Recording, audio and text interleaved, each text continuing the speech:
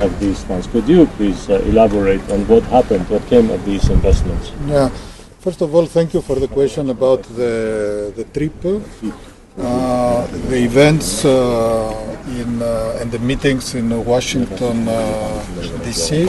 on the 8th of August have been welcomed by the European Union, and we have expressed our readiness in all the meetings and all the public events since then to support these initiatives and the connectivity in this region. So we are ready to deploy our tools, not only for in the context of the project that you mentioned, but also in the context of the whole Crossroads for Peace initiative, which has been welcomed by the European Union since its announcement 2 years ago. The European Union has been constantly and consistently supporting peace in this region, and we are very happy that peace is coming. There are many details which have to be clarified, of course, but we are here as a reliable partner of Armenia, of the Armenian people, of the Armenian government, in order to support you in this effort. When it comes to the 2.6 or 2.5 billion, this is really very important commitment which we have taken in the beginning of the period starting in 2021. Probably you remember that there was also a summit which took place, a leaders meeting which took place in mid-July.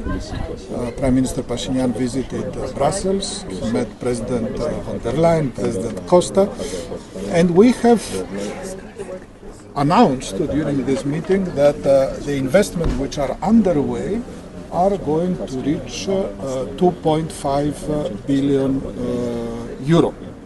And these are projects which are either already implemented or projects which are in the pipeline. For instance, the highway from Sijan to Kajaran, together with the tunnel, is part of this initiative. And these are all investments that we are putting in place from EU budget, from loans which are taken by the government of Armenia, but also other partners in the context of Team Europe.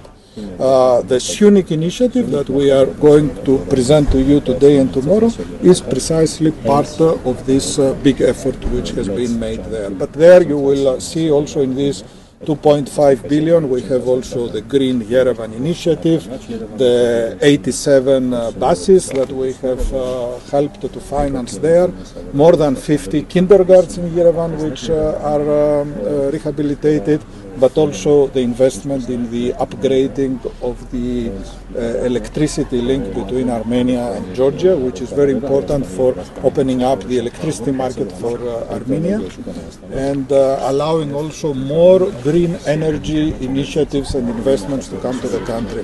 Armenia has a big potential, for instance, in photovoltaic panels, production of energy, and the whole opening of the region, hopefully to come in the context of the current peace process, is going to create many new opportunities. And these are not opportunities only for businesses. These are opportunities for the Armenian people, for the economy of Armenia, but also for more and more quality employment of the Armenian workers and citizens. So this is part of our partnership. We are not here to provide just support. We are here to stand shoulder to shoulder with you in order to help Armenia become more resilient, more independent, more sovereign. And I would like also to mention our EUMA, the EU mission in Armenia, which is still here, which has provided a big support and demonstrated the support of the European Union for peace and normalization in the region. And this is one more mark of the solidarity of the European people for Armenia. Mr. Maragos, my last question. So you mentioned that EU is ready to participate in TRIPP, am I correct? The European Union is ready to participate in all infrastructure projects which are going to take place in this region, and we are in touch with the Armenian government but also other partners. Last week I was in Brussels for the Global Gateway Forum. This is the second forum which took place with many leaders from the whole of the world, including Prime Minister Pashinyan, and we discussed actually how the whole connectivity between Europe and Central Asia and China is going to be developed in the next period, and this will include the whole region, including Armenia. Do we have any timing or deadlines or any numbers for the future? This depends very much on the maturity of the projects, as always. So we are in touch with all the partners in the region, including the Armenian government, but also other partners who are ready to support you.